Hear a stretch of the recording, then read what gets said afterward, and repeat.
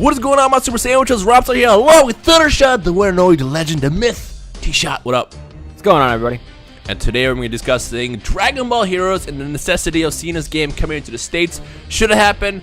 Why shouldn't it happen? And all that good stuff. And both Thundershot and I are going to give you our opinions on it. And then, of course, we have to hear your thoughts as well. So make sure at any point in this video you can pause it or whatever, or scroll down and just drop your feedback in the comment section below. But essentially, what is Dragon Ball Heroes is the first question in everyone's mind. Well, not everybody, but a lot of people's mind.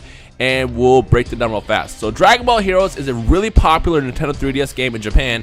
And it introduces a bunch of what-if scenarios that we probably always ask ourselves in our time being fans of Dragon Ball Z. It has like Super Saiyan 4 Broly, it has adult Gotenks, it has like Super Saiyan 3 Trunks, Super Saiyan 3 Vegeta. It's got a bunch of like crazy stories all meshed into one game, and because of that, it's probably very popular in Japan.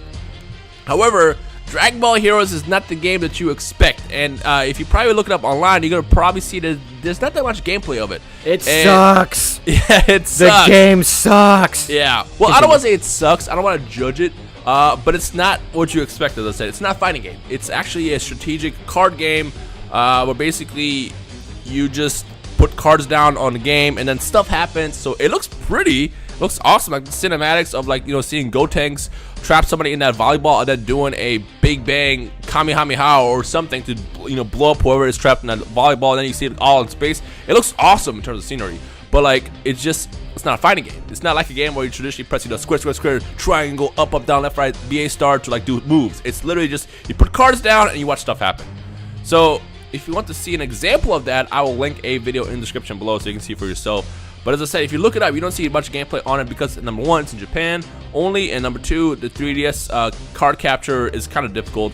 And all we've really seen about this game is just videos that are like anime style cutscenes, and it's like, this game looks awesome until you actually see what the gameplay is. Yeah, so if you've ever been asking like your favorite YouTubers or whatever, hey Omega, hey Toasty, hey Kagi, you should play Dragon Ball Heroes, the reason you never see any of the anime YouTubers or whatever playing Dragon Ball Heroes is because in order for us to do that, we would need a Japanese 3DS, which would serve no other purpose than to play this game, with a capture card in it. Then that's like $600. That's legitimately like $600. And then, yeah, that would be its only purpose, is for Dragon Ball Heroes, which is not worth it. Not to mention we can't read the game, it being in Japanese and whatnot. And it's not like a top-tier game necessarily. I said it sucked earlier. If you expect a fighting game, it sucks. If you're going in it for the card game, maybe you've dicked around in Yu-Gi-Oh! A little bit, I mean, you kind of know your shit. Like, it's probably not that awful, but... Yeah.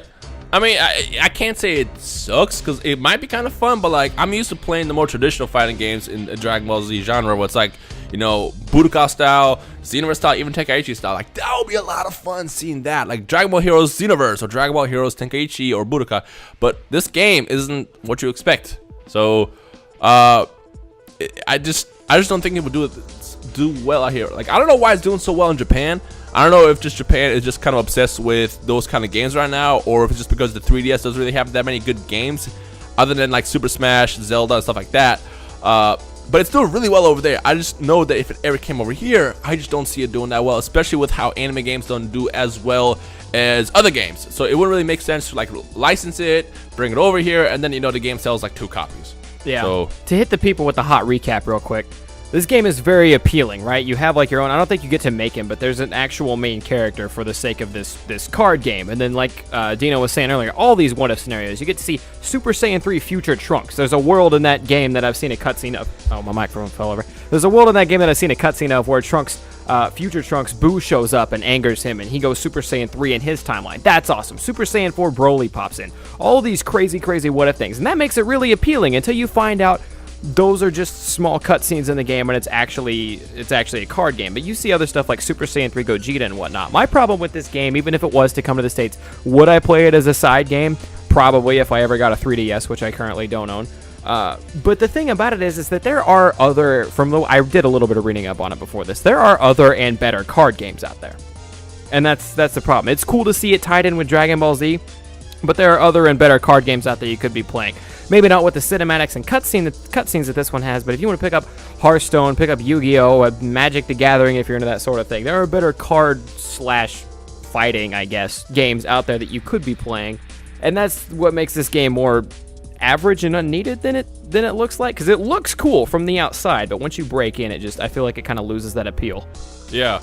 And my thing I'm gonna point out is I just feel like that people don't really know what the game is about, how it plays. It's like I said in the description below. Go over there, check out some gameplay, and it's like I said, it looks pretty, it looks awesome. It's like, you know, it's basically like Pokemon for Dragon Ball Z, like Kidboo, do vanishing ball attack. You know, it's just basically that. And then you have to button mash, play the whole rock paper scissors. Matter of fact, I feel like it's like a more advanced version of Ultimate Tenkaichi. There you go.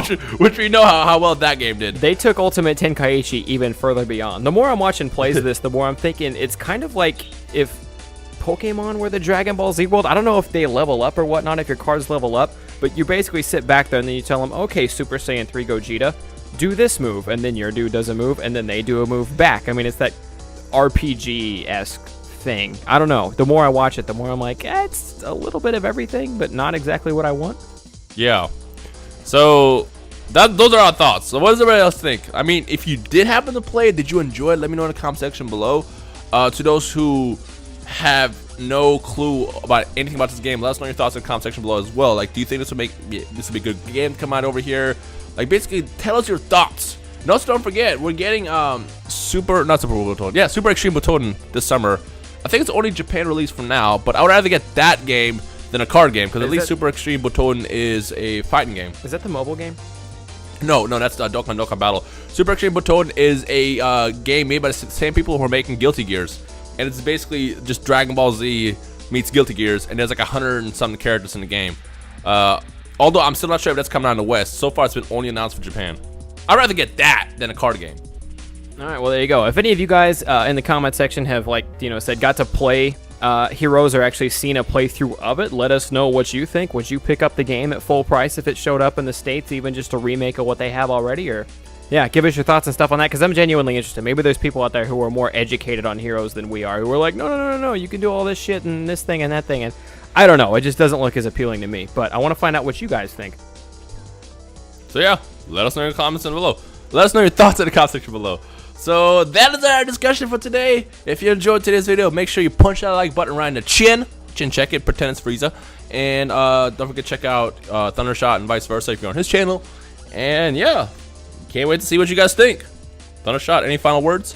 No, that's gonna wrap it up for us. Thank you guys for coming out. Hope you guys enjoyed the video. Thundershot and Dino Rhymestyle, and we will see you guys next time. Peace.